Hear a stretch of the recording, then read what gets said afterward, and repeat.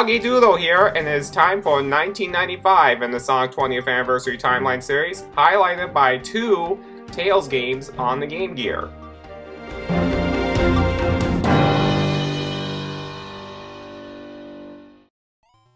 Tails Adventures takes place on the Game Gear before Sonic meets Tails, and has Tails trying to save his island from the Cuckoo Birds, which have placed the island on fire looking for the Chaos Emeralds. Tails' mission in this game is to try to save the island and collect the Chaos Emeralds in the process.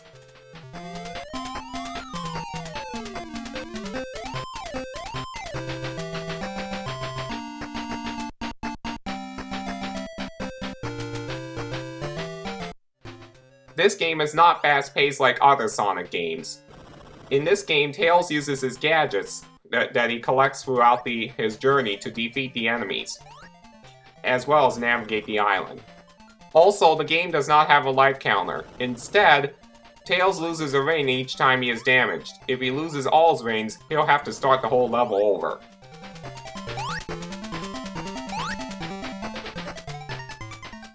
And of course, Tails has his ability to fly, which becomes better and better as you progress through the game. For me, this game is pretty hard. I haven't played the game through in its entirety, but you can see me play here through the first level.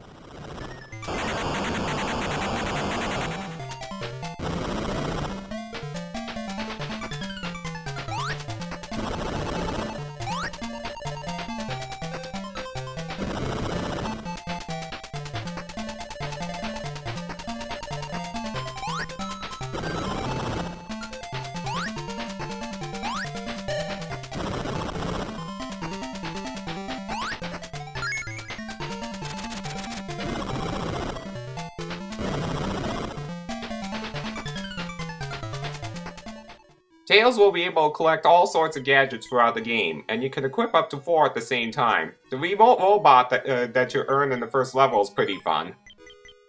A password-based system was used to keep track of the game saves, and this password was automatically saved into the game profiles for Sonic Adventure DX and Sonic Gems Collection when this game was re-released through those games.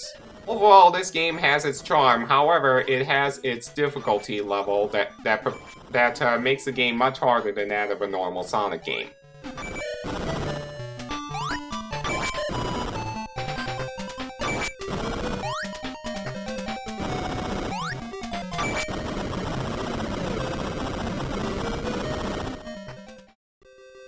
Tails Sky Patrol was originally released only in Japan, but it has since been re-released in Sonic Gems Collection. In this game, the main villain is Windy Witchcart, and Tails has to free this island of her and her cohorts, which you can see on the screen right now.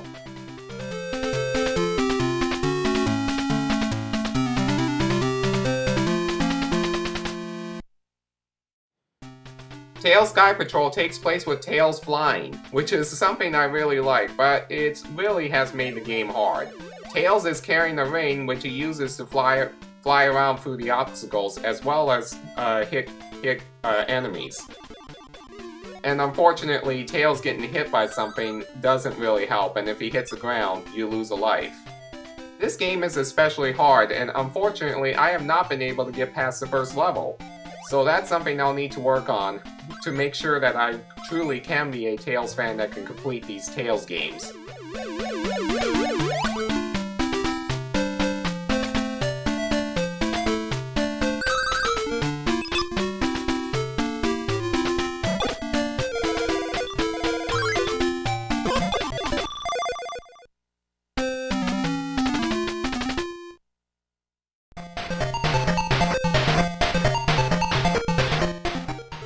Sonic Labyrinth was a physics puzzler game released for the Game Gear.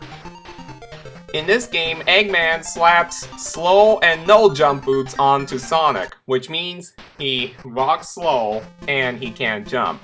However, his speed is made up for by his spin dash, which is still possible. The objective of this game is to collect the keys in each of the puzzle levels. They're either on the ground, in the air, or they're inside enemies.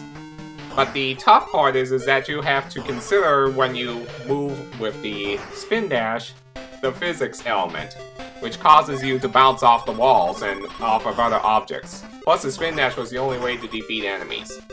The game is also in the same type of 3D viewpoint that would later be seen in Sonic 3D Blast in 1996. You have to see my 1996 video to see Sonic 3D Blast, but that game is much better than this one. The pinball elements and the normal Sonic power-up elements, like the invincibility that you see here, make this game more Sonic-like.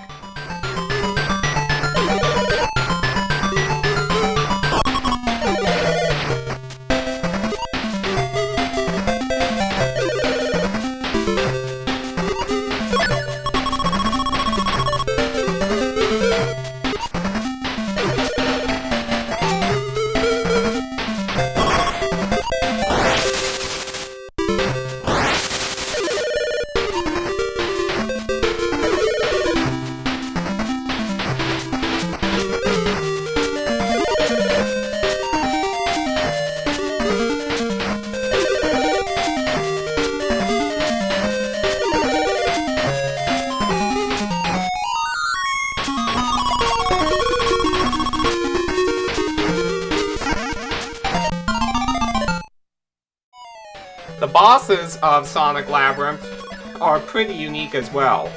You have to collect the rings down this ramp and have at least one ring at the bottom of the ramp to be able to get it, to survive a hit from a boss.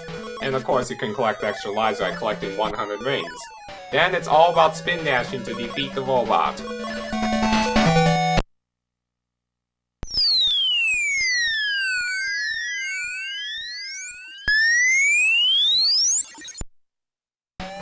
And in this final clip, you'll see the first boss of this particular game. If you defeat the boss, you'll get a Chaos Emerald, which is key to Sonic taking off those slow boots and putting back on his fast ones. If you like physics and puzzle type stuff, you'll definitely like this game.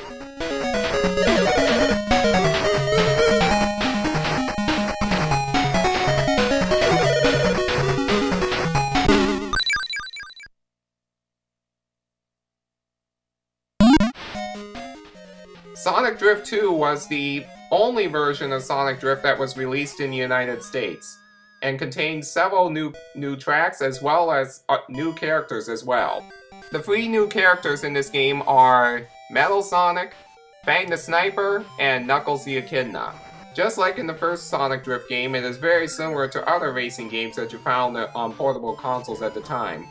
Having to avoid obstacles, collecting items that you can use, and collecting rings that you can use to jump over a racer in front of you. There was one other Sonic game released in 1995, and that was Knuckles Chaotix, which was released for the 32X add-on for the Genesis.